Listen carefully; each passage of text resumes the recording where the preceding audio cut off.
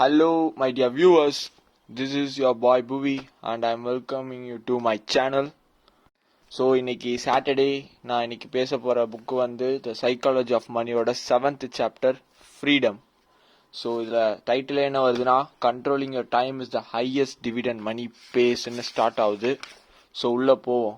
அதுக்கு முன்னாடி ஒன்று சொல்லணும், இந்த புக்கு வந்து எனக்கு ரொம்ப பிடிக்கும். இந்த புக்கே எனக்கு ரொம்ப பிடிக்கும். ஆனால் இந்த புக்கில் ஒரு 2-3 சாப்டர் வந்து முத்தாக இருக்கும்ல, அதில் ஒரு சாப்டர் இது.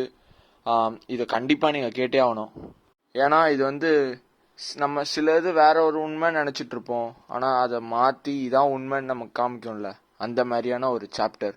முதல்ல நம்ம எதை பற்றி பார்க்க போகிறோன்னா செல்வம் வந்து அது முதல்ல நமக்கு என்ன தரும்னா, முதல்ல சுகம் அந்த மாதிரி கம்ஃபர்ட் இல்லை, ஆனால் நீங்கள் என்ன பண்ணலான்றத அன்னைக்கு உங்களை நிர்ணயிக்க வைக்கும். இப்போ வந்து நான் காலையில் எந்திரிக்கணுமா வேணாமா, எப்போ எந்திரிக்கணும், எந்திரிச்சு என்ன பண்ணலாம், இது எல்லாத்தையும் நான் வந்து என்கிட்ட ஒரு அளவுக்கு வந்து அந்த செல்வம் இருந்துச்சுன்னா அதை என்னால் கண்ட்ரோல் பண்ண முடியும். அதாவது என் டைமை என்னால் டிசைட் பண்ண முடியும். இது வேற எங்கேயும் கிடைக்காது. ஏன்னா உங்கள் டைமை நீங்கள் எங்கேயுமே வாங்கவே முடியாது. இதை நீங்கள் ஒரு 2 வாட்டி யோசித்து பாருங்கள். அண்ட் தென் இந்த வீடியோவை கொஞ்சம் தனியாக உட்காந்து பாருங்கள். காசு சம்பாதிச்சா சந்தோஷமா ஆகும்னு நினைக்கிறோம், ஆனால் காசுக்கும் சந்தோஷத்துக்கும் எந்த வித கனெக்ஷனுமே இல்லை. There is no correlation. ஹாப்பினஸ்ன்றது வந்து ஒரு காம்ப்ளிகேட்டடான சப்ஜெக்ட். அது ஒவ்வொரு ஆளுக்கும் ஒரு விதமாக மாறும். ஆனால் அப்படி மாறுறதுல அதோட டினாமினேஷன், அதோட டேர்ம், அதோட எல்லாத்துக்கும் ஒன்று காமனாக இருக்கிறது, அதுலேருந்து தான் அது மாறும். பிரான்ச்சஸாக நிறையா பிரான்ச் ஆகும். ஆனால் அதோட ஆணி வேறுன்றது என்னன்னா, இன்னைக்கு என்னோட வாழ்க்கையை, என்னோட நாளை, நான் இந்த மணி நேரத்தை நான் சூஸ் பண்ணுறதுல தான் என்னோட சந்தோஷமே இருக்குது. இப்போது வந்து நான் வந்து வேற யாருக்குள்ளேயே அடிமையாக இருந்தால் எனக்கு அந்த சந்தோஷம் இருக்காது. இப்போ இதே நான் என் வேலையை என் பியர்ஸ் என்னோட பிடிக்காதவங்களோட செஞ்சால் அந்த சந்தோஷம் இருக்காது. அதாவது என்னோட வாழ்க்கையை நான் வடிவமைக்கிறதுல, நான் நினைச்சதை பண்ணுறதுல தான் உண்மையான சந்தோஷமே இருக்குது. ஸோ நீங்கள் சந்தோஷத்துக்கான எந்த விதமான வரையறை குறியீடு எது வச்சிருந்தாலும் அதோட முதல் காரணம் எதுலேருந்து வருதுன்னா, நீங்கள் அதை உங்களோட லைஃப்பில் நீங்கள் டிரைவர் சீட்டில் உட்காரும் போது தான் உங்களுக்கு அந்த சந்தோஷமும் ஹாப்பினஸும் கிடைக்குது, ஃப்ரீடம் கிடைக்குது. ஃப்ரீடம் இருந்தால் தான் ஹாப்பினஸே முதல்ல வரும். ஸோ இதெல்லாம் கிடைக்கிறதுக்கு வந்து நீங்கள் சேர்த்து வச்சுக்கிட்டே போகிற அந்த செல்வம் மட்டும்தான், அதில் இருந்து தான் எல்லாமே கிடைக்கும். அதுக்குன்னு நீங்கள் வந்து நான் சேவிங்ஸ் அக்கௌண்ட்டில் வந்து நான் மாதம் மாதம் காசை போட்டுட்டு சேர்த்துட்டு இருப்பீங்கன்னு சொன்னீங்கன்னா இன்ஃப்ளேஷனை கூட பீட் பண்ண முடியாது. பணத்தை க்ரோ பண்ணணும். சரி, ஓகே, நம்ம இப்போ இதுக்குள்ளே போகலாம். இது வந்து எப்படின்னா, இப்போ உங்களால் இன்னைக்கு எனக்கு ஜுரம், நான் இன்னைக்கு என்னோட ஆஃபீஸ் போக முடியாதுன்னு உட்கார்றது, உங்களை புஷ் பண்ணி போகிறது, அப்போ தான் எனக்கு சாப்பாடு. அங்கே தான் உங்களோட மைண்டு வந்து ஸ்ட்ரெஸ் ஆகும். இப்போ என் வேலையிலேருந்து என்னை லே ஆஃப் பண்ணிட்டாங்க. ஏன்னா இப்போ எல்லா இடத்துலையும் அதான் பண்ணிட்டு இருக்காங்க, அமெரிக்காவில் நிலைமை சரியில்லாதனால. ஆனால் அந்த நேரத்துலையும் எனக்கு இப்போ டப்புன்னு நான் ஏதாவது ஒரு வேலைக்கு கிடைச்ச வேலைக்கு போவாமல் எனக்கான வேலை வரும், அதுக்கு நான் போவேன். அதுக்கு தேவை என் வெல்த்து, அது இருக்கணும். அந்த வெல்த்து தான் உங்களோட டைமை உங்களுக்கு தருது. அதை மீறி அதால் வேற எதுவும் தர முடியாது. அந்த டைமில் தான் உங்களுக்கு ஹாப்பினஸ் கிடைக்குது.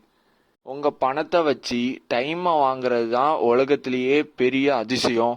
அது மற்ற எந்த பொருளாலையுமே பண்ண முடியாதுன்றதை நீங்கள் எப்போ புரிஞ்சுக்கிறீங்களோ உங்களோட வாழ்க்கையோட கண்ணோட்டமே ஃபுல்லாக மாறும். ஏன்னா பக்கத்தில் இருக்கவன் அதிகமாக சம்பாதிக்கிறான், இந்த ஆக்ட்ரஸோட நெட்வொர்த் அதிகமாக இருக்குது, இவங்களோட லைஃப் ஸ்டைல் எல்லாமே சூப்பராக இருக்குன்னு நினைக்கிறதுல வந்து ஒரு பிரயோஜனமும் இல்லை. உண்மையாக நீங்கள் ஒரு நிமிஷம் உள்ள உட்காந்து யோசித்து பார்த்தீங்கன்னா உங்களுக்கு புரியும்.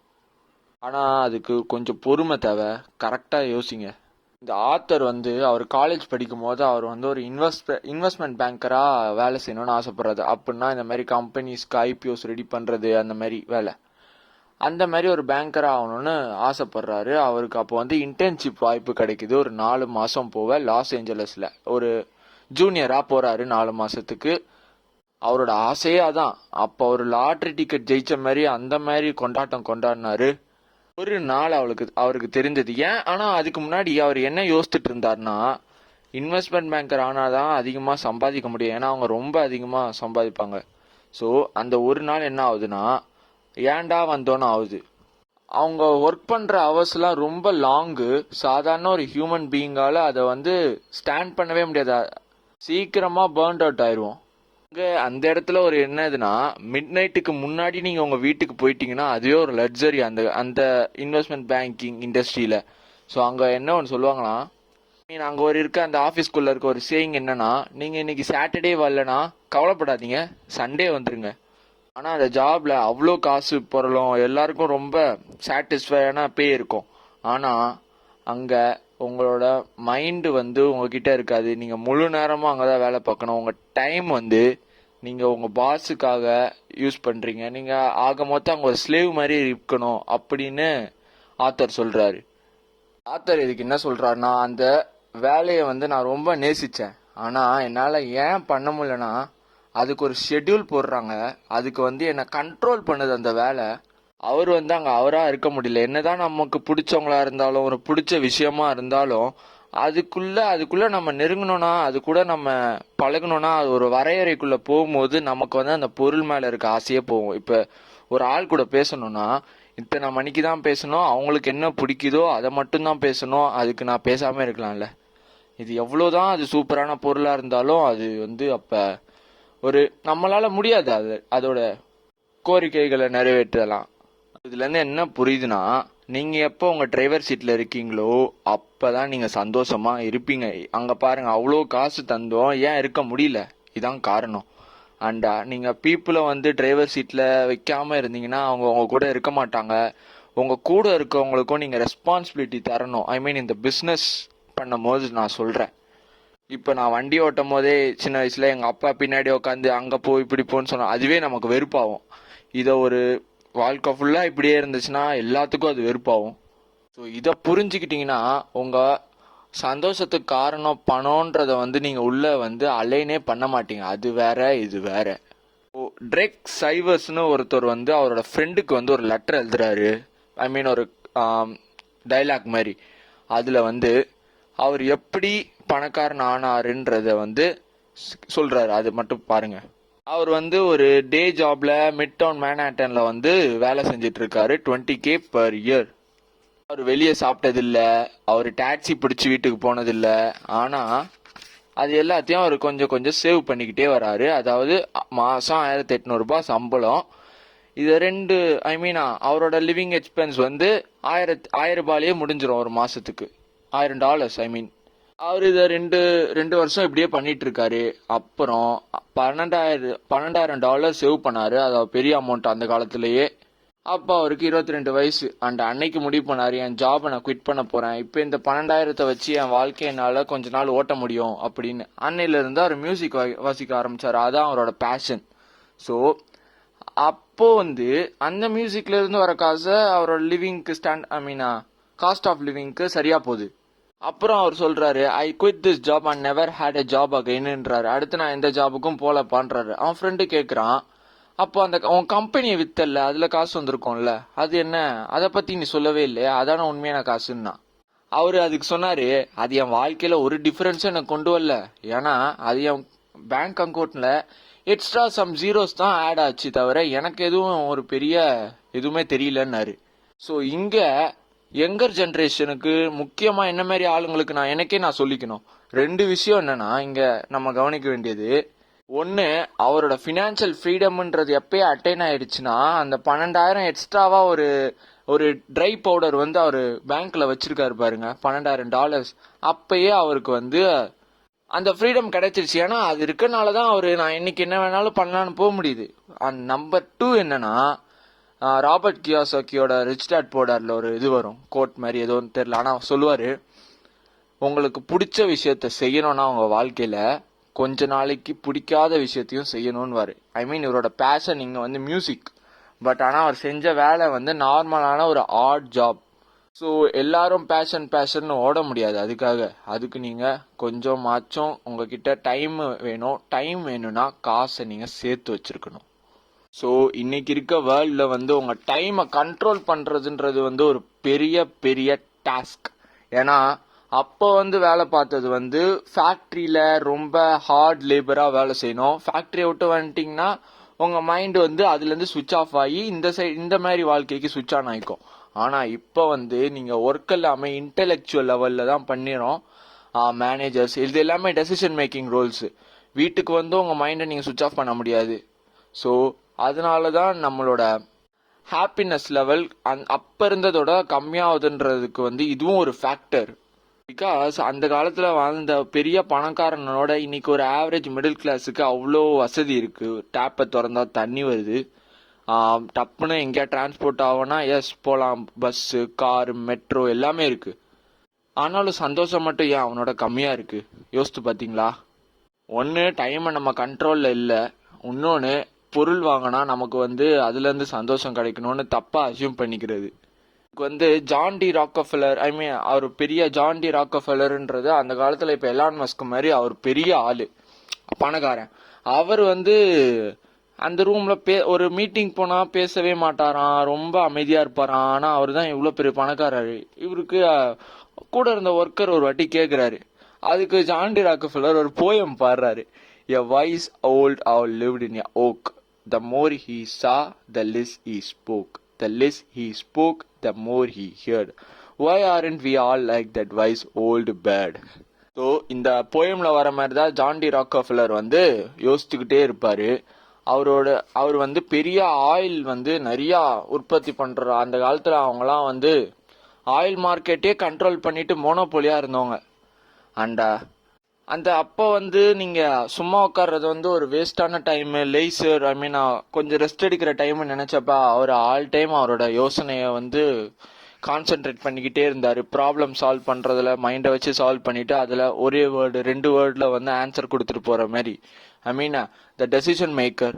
ஸோ இன்னைக்கு நம்ம மோஸ்ட் ஆஃப் அவர் ஜாப்ஸ் வந்து ஜான் டி ராக்கஃபெல்லரோட ஜாப் மாதிரி தான் ஆகிடுச்சே. உங்கள் ஆஃபீஸை விட்டு வந்தாலும் உங்களோட தாட்ஸ் அதை பற்றி அந்த டெசிஷன் எடுக்கிறத பற்றி என்றைக்குமே போகிறதே இல்லை.